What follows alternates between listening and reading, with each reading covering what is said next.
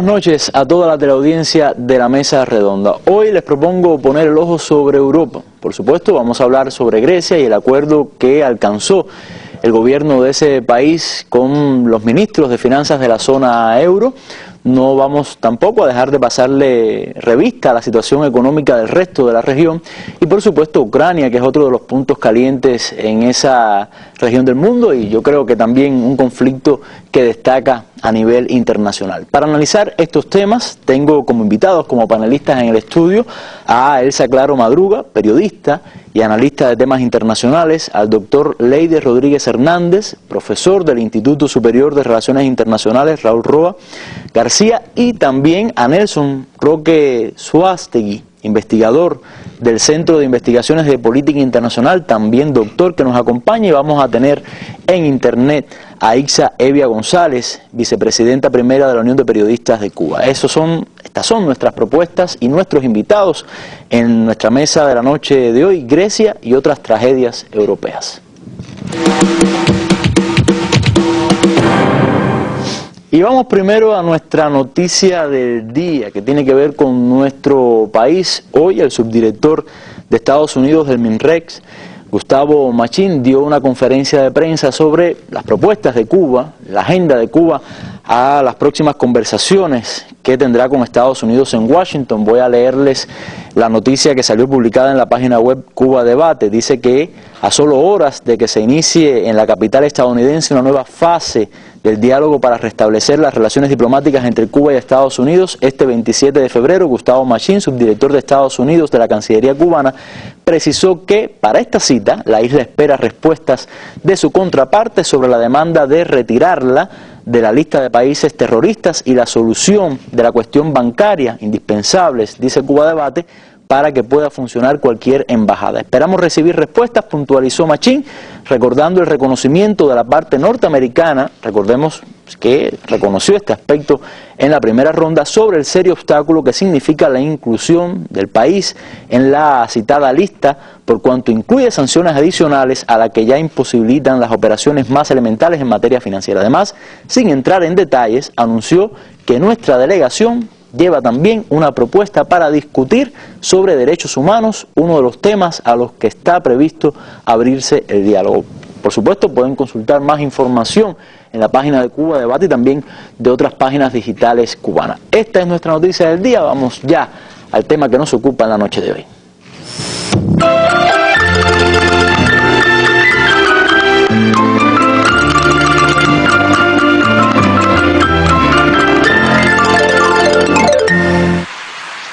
Todos de acuerdo. Aprobado. Las reformas que la Grecia de Tsipras propone aplicar pasan por la criba de sus 18 socios en la eurozona. Una sola reunión por teleconferencia fue suficiente para que un eurogrupo pro-austeridad diera su visto bueno a la lista de reformas del gobierno de izquierda radical griego. Desde el punto de vista de la Comisión, esta lista de reformas es lo suficientemente completa como para constituir un punto de partida válido. Pero ¿por qué un gobierno rebelde que nació de las cenizas de la austeridad en Grecia manda ahora a los europeos una lista de reformas? Porque es una precondición para prorrogar el programa de rescate a su país por otros 4 meses. Sin ello se iría a la quiebra. El visto bueno del Eurogrupo está sobre la mesa, pero es solo el primer paso en un largo camino. Bueno, yo creo que ya nos adelanta el tema, ley de este reportaje, un acuerdo entre el gobierno de Grecia, el gobierno de Syriza, encabezado por Alexis Tsipras, representado en esta ocasión por su ministro de Finanzas, con los titulares de finanzas de la zona euro. Lo primero, la pregunta que se impone es: ¿en qué consiste este acuerdo? O sea, es decir, ¿qué compromisos asume Grecia? ¿Qué compromisos asume la zona euro? Y bueno, ¿de qué se trata? Punto por punto, ¿no? Sí, se ha logrado, buenas noches ante todo a ti y a todos los televidentes y radioyentes que nos siguen, se ha logrado un acuerdo entre Grecia y el Eurogrupo, los ministros de Finanzas y de Economía de la zona euro, tras fuertes negociaciones, tensiones, confrontación y de una campaña mediática muy feroz contra la coalición de izquierda radical Syriza y su líder Alexis Tsipras. El Eurogrupo y Grecia finalmente se han puesto de acuerdo sobre la lista de reformas presentadas por el gobierno griego, que abre la posibilidad de una prórroga hasta junio de la asistencia financiera a Grecia. Esto tiene lugar en un contexto geopolítico en Europa muy delicado y conflictivo por la crisis financiera, económica y también humanitaria que vive Grecia, pero también los países del sur de Europa. Y también por la situación geopolítica prácticamente de guerra que existe en el entorno ucraniano. Por lo tanto, para el Eurogrupo, para la zona euro, era muy importante por lo menos resolver la conflictividad en torno a Grecia y resolver las demandas del gobierno griego después de haber ganado una elección con un gran apoyo popular. En ese sentido, el gobierno griego envió una carta al Eurogrupo que cuenta con los siguientes puntos principales. En primer lugar, la lucha contra la corrupción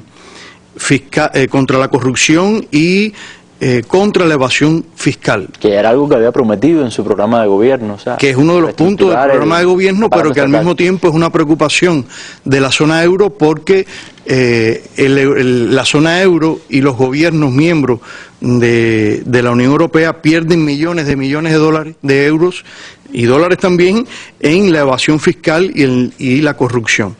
Controlar el gasto público en todos los ámbitos, que es un punto que viene de la zona euro a partir de los planes de austeridad y las exigencias de los presupuestos y del control del presupuesto de cada país miembro. Eliminar los incentivos a la jubilación anticipada. La reforma de los salarios del sector público sin reducir aún más los salarios, que es una de las promesas importantes sociales de la coalición Syriza, no seguir disminuyendo los salarios y también resolver los problemas de empleo. Facilitar el pago de impuestos de los contribuyentes, crear las condiciones para que no exista la evasión fiscal y que se paguen los impuestos. Se amplían las personas que pueden acogerse a los 100 plazos para pagar sus deudas con el Ministerio de Finanzas o de Hacienda en el país. La lucha también contra el fraude y el contrabando de tabaco y combustible. Es decir, Grecia pierde también millones de euros por el contrabando de tabaco, combustible y otros productos. Ahora, cuando uno lee la prensa, uno puede notar la idea, o sea, explícita, de muchos analistas, incluso de la gran prensa europea, de que Grecia se dejó torcer el brazo, es decir, que Grecia cedió ante las presiones europeas. ¿Está de acuerdo con eso? Bueno, se ha producido una negociación que, como le dije anteriormente, fue muy tensa, muy difícil.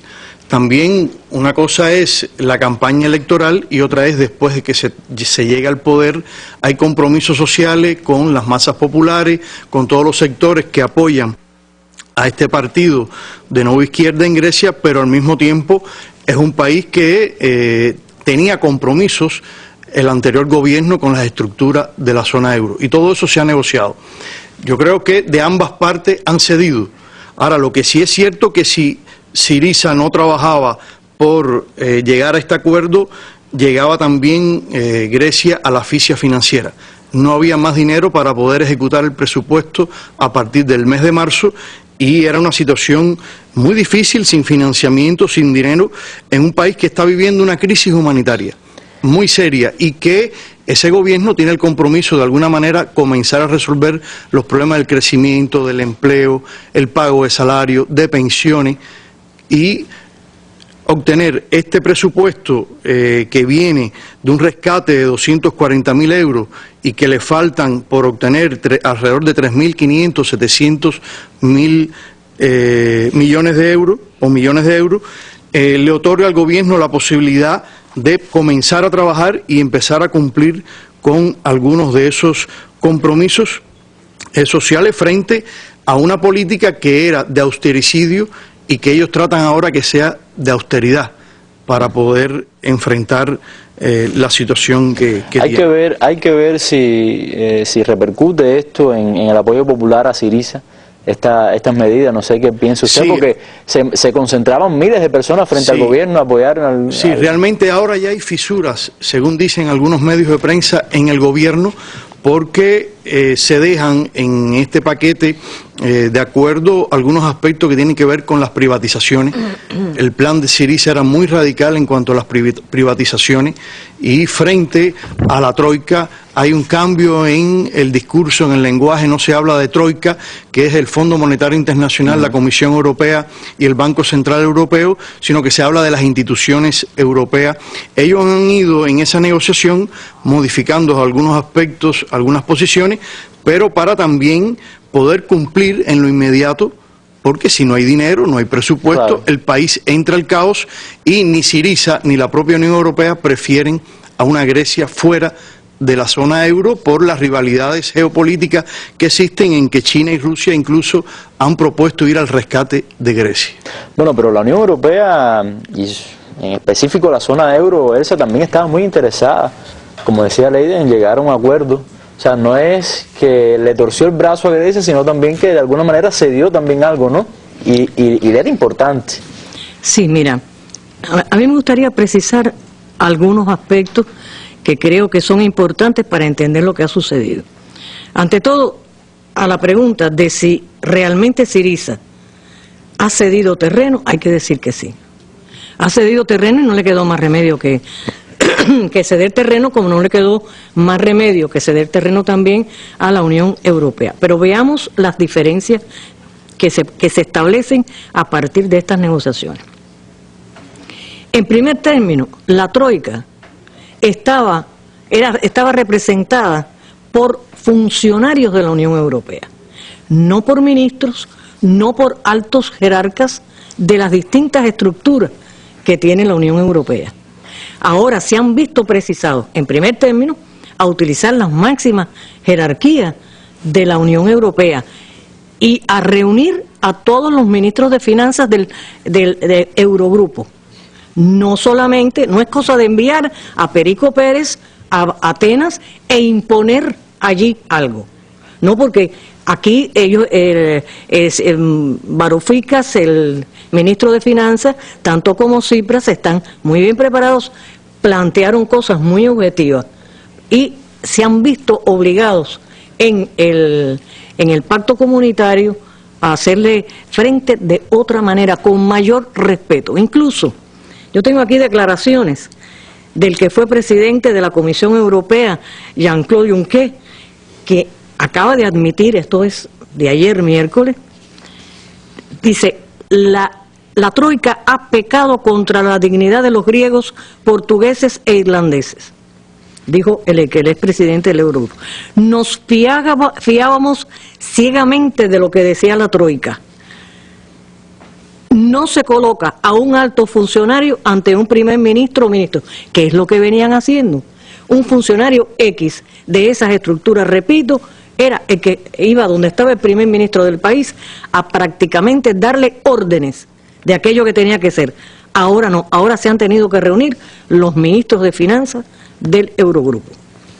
Criticó también este señor Jean-Claude Juncker, criticó también a la troika, no por su composición, sino por la manera en que funcionaba y la falta de legitimidad democrática. Esas fueron sus palabras que practicó durante todo este tiempo. Precisamente por eso, porque era una visión y un acto unilateral por parte de esos funcionarios que fueron a negociar. Pero con respecto a ese escenario, que obviamente es más positivo, como usted decía, ¿no? Son los ministros de finanzas.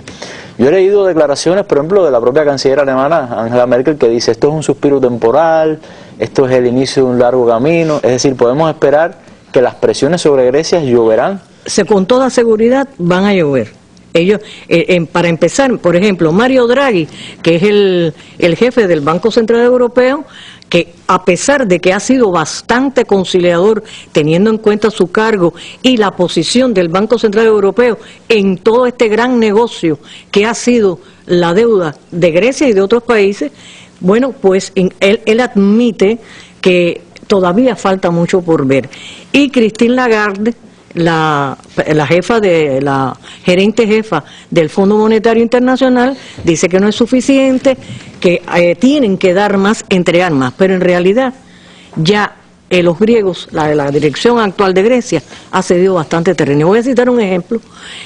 Una de las medidas que ellos planteaban, que planteaba Alexis Tsipras, era que inmediatamente que ellos obtuvieran el poder, iban a convocar a una conferencia de todos los países del sur europeo que están afectados, han tenido que ser asistidos o que están en dificultades, para de conjunto presentar una demanda contra la fórmula, el mecanismo que se estaba empleando contra ellos para cobrar las deudas o para hacerles entrar en caja, como dicen luego.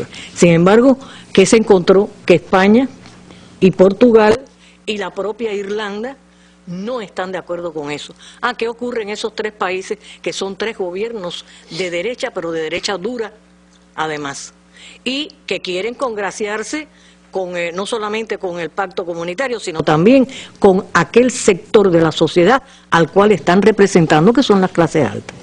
Al interior de Syriza, sí, hay problemas, y una especie de mini rebelión, porque no es, en primer término no es un partido homogéneo, y en segundo término porque algunos esperaban que inmediatamente todo tal como se había planteado se pudiera realizar. Ahora, ha ocurrido una fuga de capitales estrepitosa, 200.000 millones de euros en apenas 2 meses salieron del país. ¿Qué ocurre? La oligarquía griega, con la cual hay que contar también, y que es la que se beneficia con todos estos tejemanejes, pues, ¿qué hace? Pone a resguardo fuera del país sus capitales. Esa oligarquía es la misma que no cumple con sus obligaciones con el fisco y que ahora abandona los capitales, saca los capitales. Ellos han sacado casi tantos capitales como lo que tiene necesidad en este momento, en esta etapa, Grecia, bueno, que le den. Muchas gracias, Elsa, por este análisis.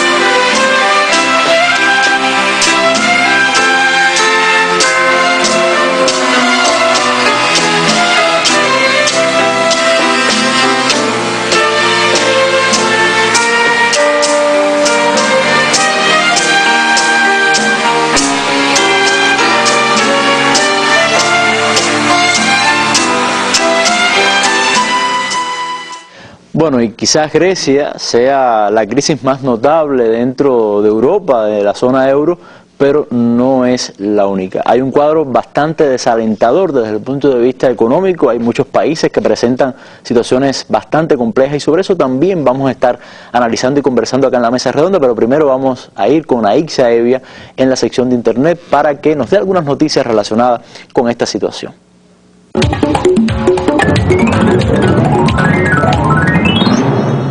Sí, gracias, Oliver. Buenas noches. Vamos a hacer una mirada de los medios digitales que han estado diciendo sobre Europa en estos días. Vamos a ver, por ejemplo, esta información de Caritas Europa, que es una organización no gubernamental. Ha estado diciendo que los pobres siguen pagando por una crisis que no provocaron. Es un informe que acaba de publicar, donde se da a conocer que el impacto de la crisis económica entre los países de la Unión Europea refleja que las políticas implantadas para priorizar la austeridad no han funcionado y en el caso de Europa, después de 6 años de crisis económica, los pobres siguen pagando una crisis que no causaron. Hace referencia a los preocupantes niveles de pobreza y privaciones en 7 países de la Unión, que son los más duramente golpeados, como el caso de Chipre, de Grecia, de Irlanda, de Italia, de Portugal, de Rumanía y de España.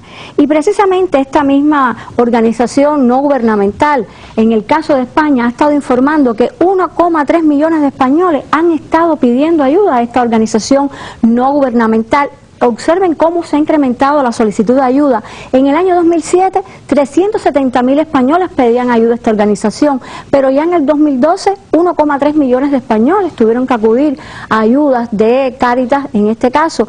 El 26% personas individuales, pero el 74% familias españolas. Hay otra información sobre la pobreza infantil. Aunque se trata de dar que España ha mejorado la situación que tiene en pobreza infantil, teniendo el segundo lugar de mayor cantidad de niños pobres y que ahora tiene el cuarto lugar, sí sigue estando entre los 5 países con más pobreza infantil de Europa. Y en este caso también se menciona a otros países como Rumanía, como Grecia, como Bulgaria, y se alega en esta información que están incluidos ahí las insuficiencias de los beneficios, por eso la pobreza, los recortes y otras restricciones.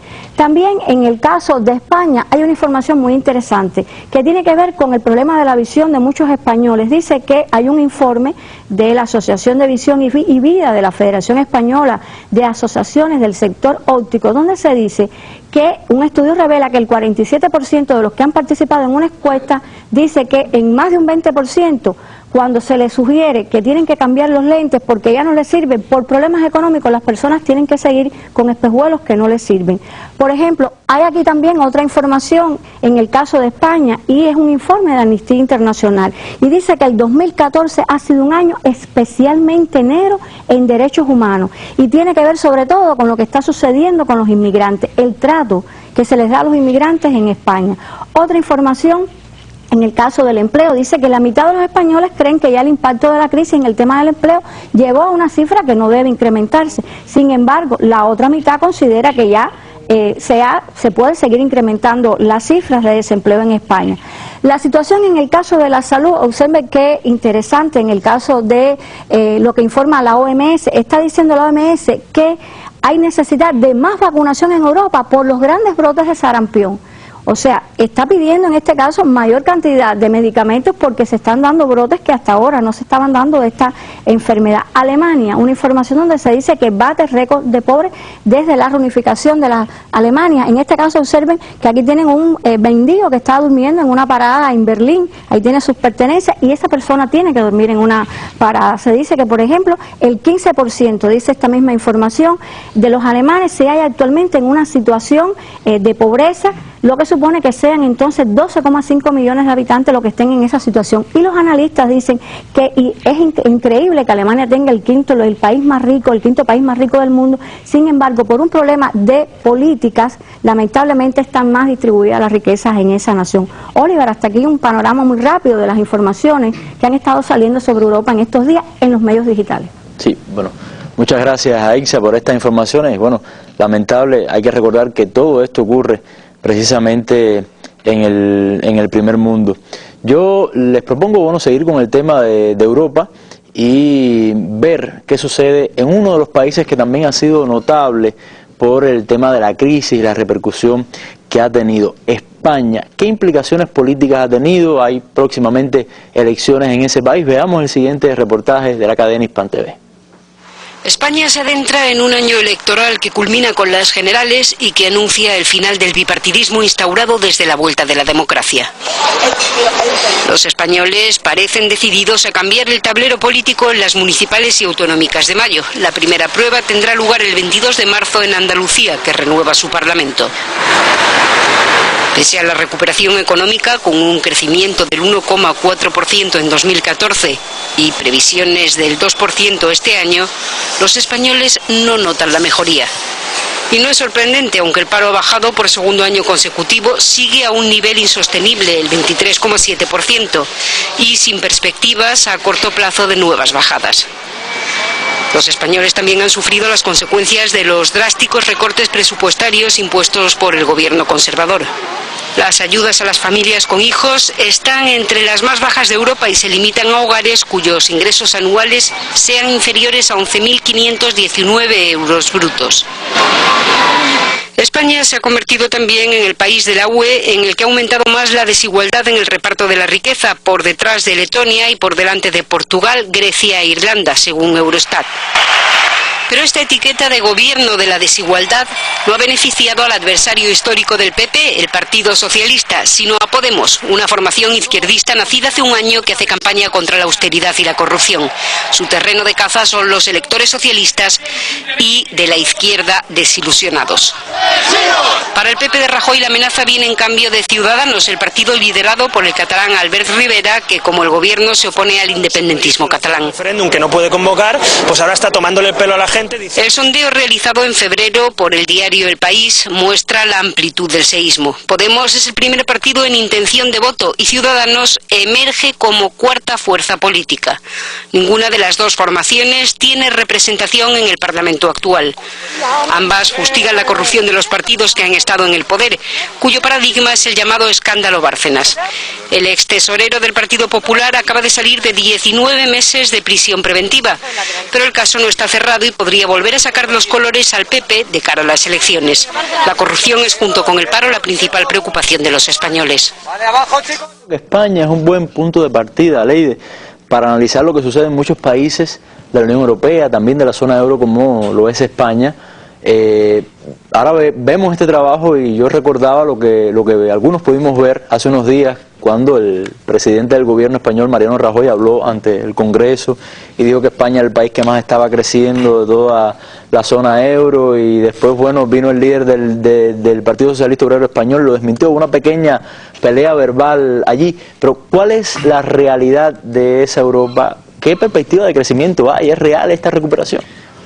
La verdad es que el discurso de Rajoy parecía un ilusionista detrás del podio, porque la vida, el movimiento real de la sociedad, los problemas sociales, como se veía en el reportaje y en las imágenes, son tan graves que parecía un distanciamiento muy grande entre el discurso, la retórica, el discurso oficial y la vida real que atraviesan los españoles. No solo los españoles, sino también el resto de toda la economía europea, precisamente en un año que es clave. El 2015 es un año clave para la zona euro, para toda la Unión Europea, porque es un año político, electoral, en el que el estado de la situación económica va a ser decisivo no solo para España, sino también para Italia, para Francia, para Dinamarca, para Irlanda, el Reino Unido, pero que no Croacia. Todos estos países tienen el mismo cuadro económico, ¿no? Todos no tienen el mismo cuadro económico, pero de una manera u otra, la misma Francia, que junto a Alemania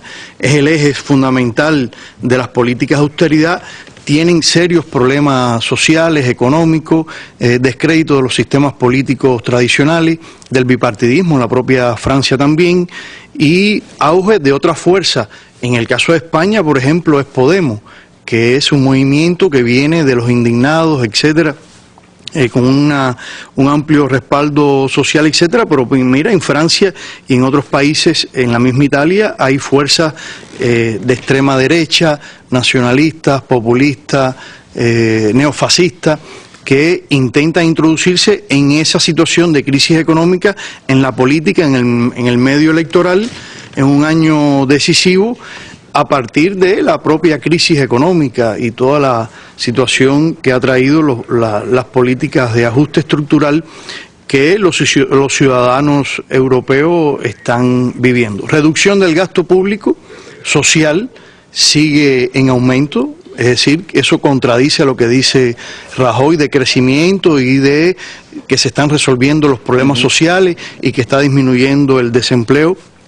Reformas estructurales que realmente provocan más desempleo, despido de los trabajadores, reducción de los salarios, desahucio, ciudadanos que no pueden pagar la electricidad, que pierden la vivienda. Es decir, estamos viviendo un cuadro muy crítico en toda la zona euro, en la Unión Europea, pero hay que decir que las autoridades europeas están conscientes de la importancia que tiene en tratar de revertir esta situación en un año electoral, y es por eso que han empezado a introducir en los discursos que hay ciertas mejorías, que hay crecimiento, y hasta en buena medida mienten a los ciudadanos europeos. Ellos lo que están haciendo es más de lo mismo. Intentan salir de la crisis aumentando las exportaciones, tratando de aumentar las exportaciones, pero no mediante un aumento real de la demanda interna, porque los salarios están muy bajos y lo que tratan es de incentivar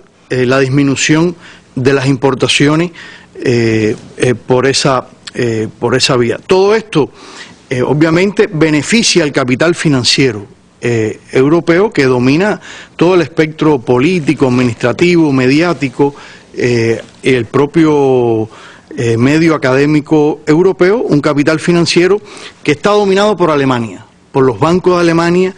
Se habla mucho de Bruselas, pero en Frankfurt están asentados esa fuerza económica, los banqueros que dirigen la política de austericidio basada en el más estricto programa de ajuste social que afecta a los ciudadanos europeos. Yo me hago una pregunta, porque obviamente son problemas económicos, estructurales, económicos que han tenido consecuencias sociales y consecuencias políticas también, ¿no?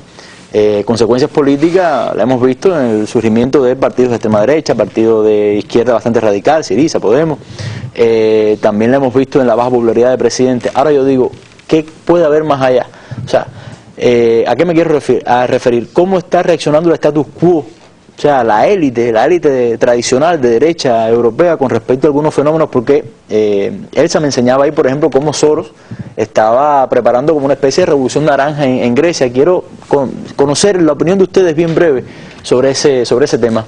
¿Cómo ve ese futuro? ¿Usted cree que Podemos, que Syriza, no habrá una estrategia para aplastar? Claro que sí, las fuerzas conservadoras están tratando de, a través de estos mecanismos, de reactivar la economía europea, pero hay una crisis también sistémica del capitalismo que afecta a la propia Europa y es muy difícil en ese contexto global internacional. Sí, las fuerzas conservadoras y de derecha están muy preocupadas e intentan frenar a través de los propios mecanismos que tiene de la Unión Europea, asfixiar a todos estos movimientos una vez que lleguen al poder. Pero el crecimiento es muy débil, es muy frágil, no hay en realidad una salida de la crisis económica en el 2015. ¿Y qué usted cree, Elsa, brevemente sobre este tema? ¿Piensa que tengan futuro este tipo de expresiones de izquierda?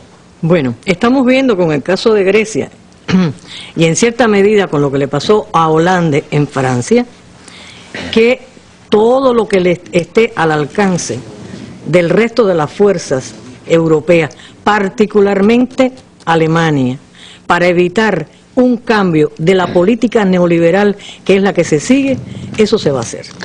Bueno, muchas gracias por ambos, por este breve análisis que les pedí. El más amplio análisis de los acontecimientos que marcan al mundo, con reconocidos periodistas y especialistas de temas globales y regionales. Los temas internacionales en la mesa redonda. Nuestras armas son las ideas.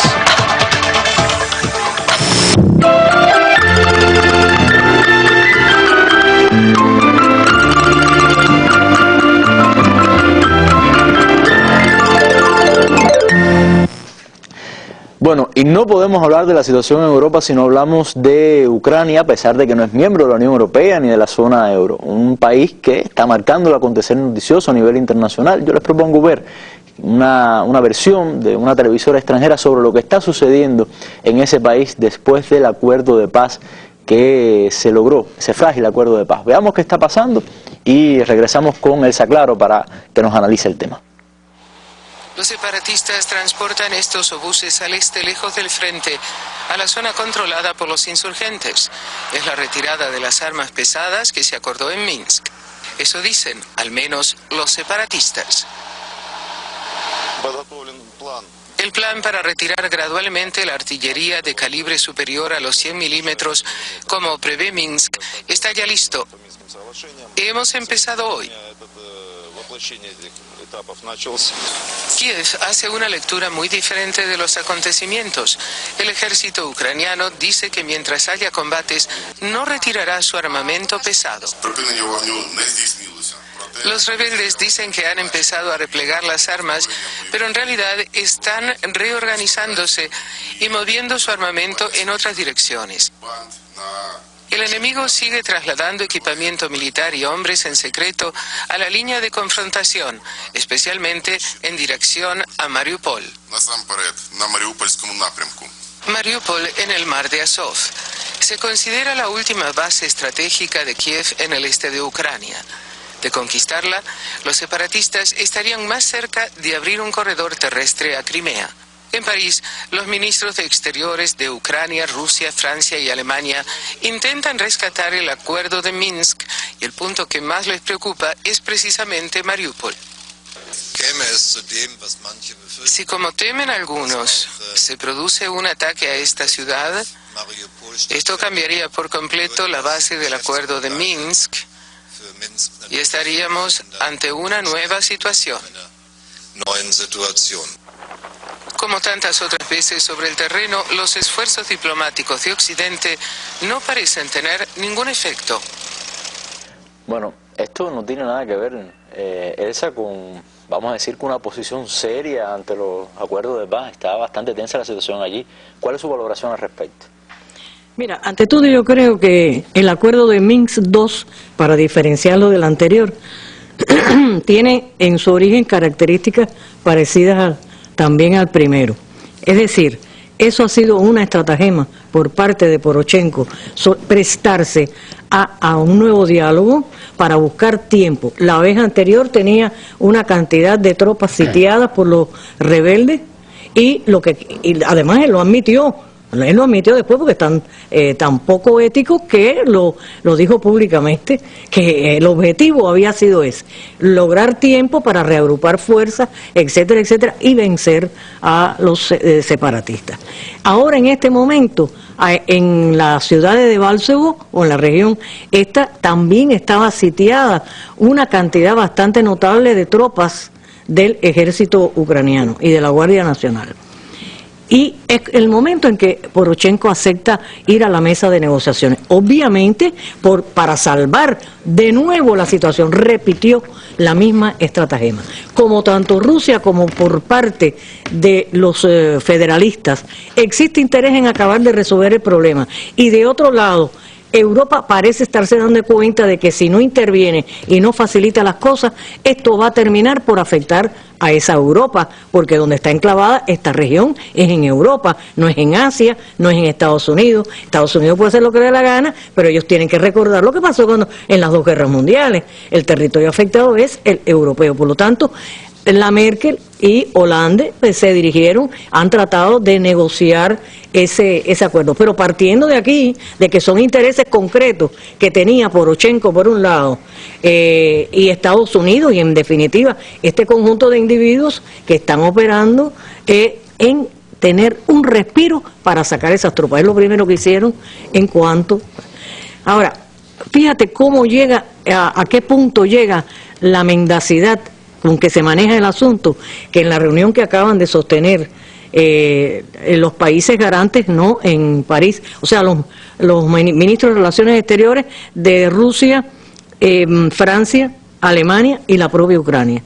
Bueno, el canciller ucraniano aspiraba a que, en primer término, que le den armas. Están gritando a todos los vientos que le den armas.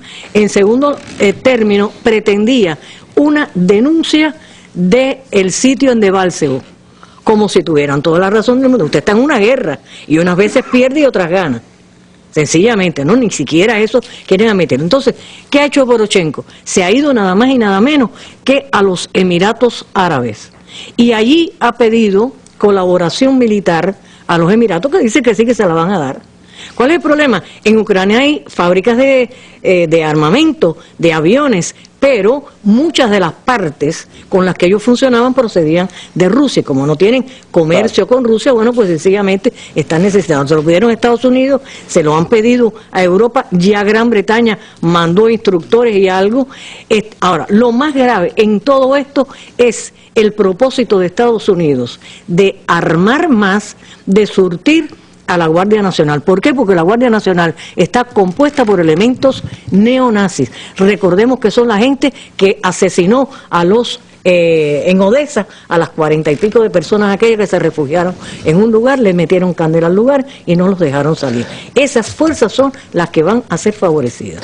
Bueno, yo le decía al profesor Nelson Roque desde un principio de la mesa, profesor, su momento va a llegar, no se preocupe, yo le voy a dar la palabra y lo he reservado para los últimos minutos, un espacio considerable porque el profesor es especialista en el tema de la OTAN y hay que hablar de la OTAN indiscutiblemente cuando hablamos de Ucrania. ¿Usted cree que Ucrania ha sido un pretexto para fortalecer esa organización transatlántica, sobre todo en la parte este de la región? Bueno, en principio yo creo que sí, que es uno de los pretextos, porque no es el único. Antes de entrar en materia, yo quisiera decir que en relación con Grecia, que se estaba hablando ahorita, que es uno de los países con más dificultades económicas que hay en la zona euro, es de los países que más gastos en armamentos ha tenido desde el año 2007 hasta la fecha. La OTAN tiene como premisa un acuerdo no vinculante, pero un acuerdo en fin, de gastar en materia militar un 2% de su Producto Interno Bruto. Muchos países no llegan a eso, incluso Alemania, que es el país más rico, está por el 1,4% más o menos Producto Interno Bruto en el gasto militar. Sin embargo, Grecia ha estado por encima del 2%, 2,4, 2,3, etcétera. A pesar de la crisis. A pesar de la crisis, porque los préstamos que se le hacen son préstamos con obligaciones a consumir en determinados rubros, y ese es uno de ellos, el armamento y la guerra. Es decir, que es una contradicción grandísima, pero es parte del problema que Grecia tiene ahora. Y bueno, Grecia es parte de la OTAN, por supuesto. No se puede hablar de los últimos tiempos de la OTAN si no se habla de Ucrania, por supuesto. Este último año y un tanto que ha transcurrido desde los sucesos de la Plaza Maidán han puesto a la OTAN en el punto principal de todos estos sucesos. La OTAN venía confrontando un grupo de problemas de cierto debilitamiento, en el sentido de que hay dos fuerzas en este aspecto que tratan de combatir de una manera solapada. Unos son los llamados europeístas, donde están representados Alemania y Francia, y los otros atlantistas, que lleva el peso fundamental es el Reino Unido, fiel seguidor de los planteamientos y las órdenes de Washington. Pero se estaba buscando la manera de ir consolidando, de ir agrupando, de hacer una consolidación más grande de la OTAN, y desde el último concepto estratégico que se aprobó en el año 2010, uno de los propósitos precisamente ha sido ese, tratar de agrupar a todos estos países y comprometerlos de que la OTAN es el garante de la seguridad de todos estos países. La Unión Europea ha tratado en grandes momentos de hacer sus esfuerzos por tener su propia seguridad, garantizar su propia seguridad, pero con los problemas estos económicos que existen, si le dedica una parte considerable a la OTAN, no tiene fuerzas económicas para poder dedicarle a su seguridad como Europa propiamente dicho. Y entonces han tenido que ir cediendo, y prácticamente en estos momentos todas las cosas que hace la OTAN son respaldadas por la Unión Europea y viceversa, en todos los sentidos. Este último año, por ejemplo, a pesar de las situaciones económicas que han ocurrido, la crisis, con el problema de Ucrania, pues sencillamente uno de los objetivos principales, además de fortalecer la OTAN, es cercar a Rusia y pues colateralmente también a China, por supuesto, porque hay una determinada unión entre Rusia y China, ¿no? y cercarla lo más posible. Y ahí es donde Ucrania tiene un papel fundamental. Tiene un papel fundamental, porque Ucrania es uno de los países del este de Europa, es el país más grande de este territorio, tiene mucho más de 40 millones de habitantes. Es un país que está en una ubicación geoestratégica muy importante. Entonces se ha tratado... Bueno, ahí estamos viendo un mapa de la OTAN y la frontera. Ahí se ve, en ese mapa se ve que todo lo que está en azul está rodeando a Rusia, y lo que está en línea de puntos, los que no son miembros de la OTAN todavía, los demás, los que están en línea cerrada, son miembros de la OTAN. Como ustedes ven ahí arriba, incluso Finlandia, que es un país que hasta el momento se ha categorizado a sí mismo como neutral, ha participado en todas las maniobras que ha habido y ha prestado sus territorios para las maniobras que se han hecho alrededor de Rusia. Tengo que destacar que durante este año que pasó se hicieron 200 ejercicios militares por parte de la OTAN, 200. Se habían planificado unos 40 más o menos para el año, antes de que sucediera lo de Ucrania. ¿Y de 40 hicieron 200? 200. Hay que poner una cifra sencilla nada más. Un ejercicio militar no dura menos de una semana. Con una gran cantidad de tropas, 2.000, 3.000, 4.000, hay algunas que tienen hasta 13.000 y 15.000 efectivos. Es decir, que durante el año prácticamente hubo 2, 3 o 4 maniobras o ejercicios militares realizándose al unísono, y todo alrededor de Rusia. Por ejemplo, los países bálticos fueron uno de los principales, Polonia, y el resto de los países, vía terrestre, marítima y aérea, las tres vías, el Mar Negro, el Mar Mediterráneo, y toda la vía terrestre también se ha utilizado. Esto lleva un consumo de dinero enorme, un gasto grandísimo. Sin embargo, se ha hecho y se va a seguir haciendo, porque el objetivo es Rusia. Yo me acuerdo cuando la contienda electoral de Barack Obama y el que competía con él por la parte... Romney decía, el enemigo es Rusia, porque ellos son más claros en sus planteamientos. Obama en definitiva tiene otro lenguaje, es una mano de hierro enguantada con un guante de seda, pero es tan violento como los otros. Pero el enemigo es Rusia, tiene que ser, porque Rusia es el único país que le puede hacer oposición a Estados Unidos y a la OTAN con el armamento nuclear que posee. Ahora, yo quiero hacer una pregunta, su opinión como especialista y como estudioso del tema de hace tantos años. Conocimos la noticia hace unas semanas de que el Parlamento ucraniano, dominado por esa extrema derecha de la cual hablaba Elsa, abrió las puertas a una posible, en el futuro, incorporación de Ucrania a la OTAN, es decir, abandona la posición esta de país neutral o algo así. ¿Es viable, es posible? ¿Usted cree que realmente eso pueda suceder? Porque obviamente vamos a ver una Rusia fuerte, firme en ese sentido, ¿no? Sí, bueno, déjeme decirle, esto no es de ahora. En el año 2008, en la cumbre de Bucarest de la OTAN, se decidió comenzar a hacer los trámites o todo un conjunto de actividades preparatorias para, como dicen ellos, ascender a la OTAN. La Asociación para la Paz.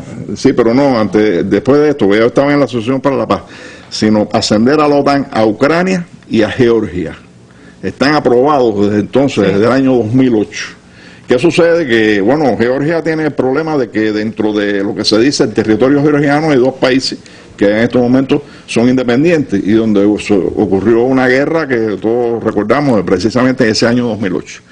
Ucrania también estaba en ese plan, porque en ese periodo el gobierno que había en Ucrania era un gobierno similar al que tenemos ahora, que estaba Yushchenko, que estaba al frente de Víctor Yushchenko, y la primera ministra era la Timoshenko, que también era ampliamente pro-occidental, pro-norteamericana, y estaban buscando la manera, incluso cuando se producen las elecciones, que sale Víctor Yanukovych, que por cierto, la Revolución Naranja lo había sacado él del poder. Exactamente, sí, que había ganado las elecciones. Es decir, que es un rejuego. Cuando se producen las elecciones que gana Víctor Yanukovych, ya estaban ellos preparando condiciones para hacer una consulta a la población para poder tratar de entrar a la OTAN. Pero la población siempre se ha opuesto. Sí, pero no se crea que no es con una gran mayoría, porque en Ucrania hay una división bastante grande. No, bueno, se ha visto en este momento más que nunca. Y entonces, bueno, eso viene desde hace tiempo. Yo pienso, en primer lugar, vamos a hablar de no Ucrania, o Georgia. Y a mí me parece que Georgia, con todo lo que se ha hecho durante este año, porque este año se le ha dado un ímpetu grandísimo a Georgia, se le ha mandado asesores militares, se creó un centro de entrenamiento en Georgia ahora para entrenar a una fuerza de reacción rápida especial que se decidió crear cuando se hizo la última cumbre de la OTAN, de 5.000 hombres, los cuales se deben de movilizar en el espacio de 2 días. Ellos tienen otras fuerzas, es decir, fuerzas de reacción rápida que se encuentran distribuidas en el mapa europeo, que hay un esquema ahí que la demuestra bien claro cuáles son las que estaban y las que se amplían.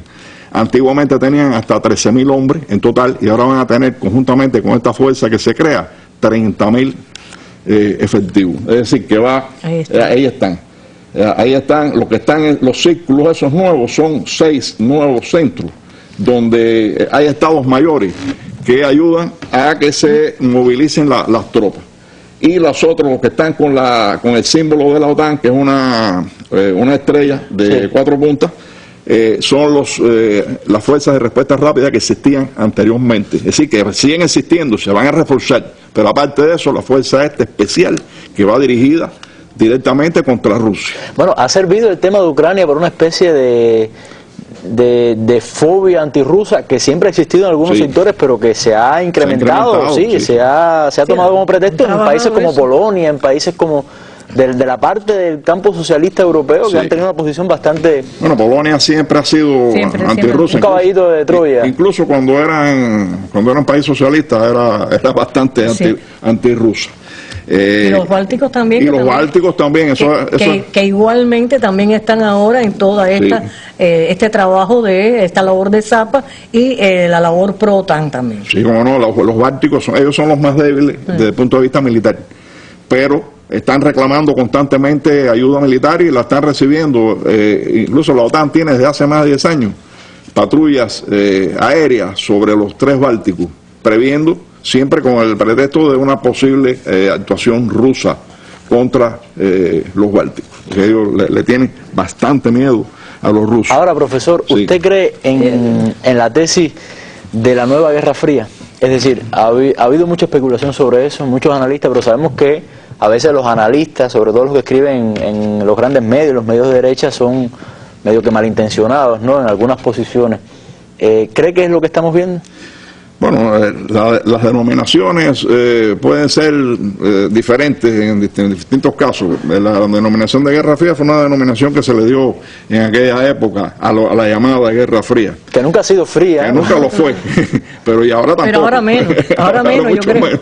Ahora, no es guerra caliente, como diríamos, pero tiene todos los visos de una Guerra Fría, por supuesto no contra una Unión Soviética que había antes, pero contra una Rusia que desde el punto de vista militar hay que respetar. Y los Estados Unidos ahora están reclamando, ustedes saben que el Congreso americano ahora es Congreso republicano altamente conservador, y que está reclamando que se aumenten los gastos militares porque Rusia y China se le están yendo adelante, según ellos, cuando son la fuerza militar más grande. A pesar de que Obama ha decretado los presupuestos militares más altos de toda la historia de Estados Unidos. Profesor, ¿cree usted que, porque, a ver, hay un diálogo entre la OTAN y Rusia?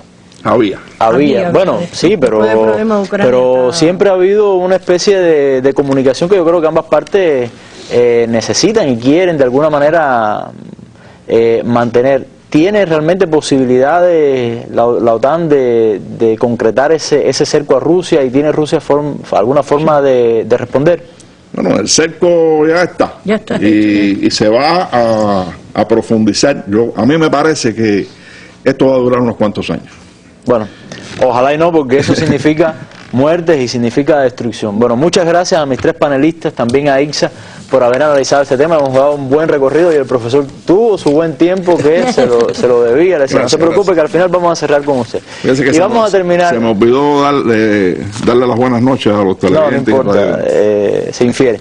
Vamos a terminar con nuestras imágenes del día, como lo hacemos habitualmente, y van a ser imágenes relacionadas con nuestro país. Hace un año exactamente, el presidente cubano Raúl Castro reinauguraba el Teatro Martí, una de las joyas dentro de las instalaciones culturales de nuestro país. Estas son nuestras imágenes del día. Yo le doy las gracias, le doy muy buenas noches y espero tenerlos mañana en la Mesa Redonda.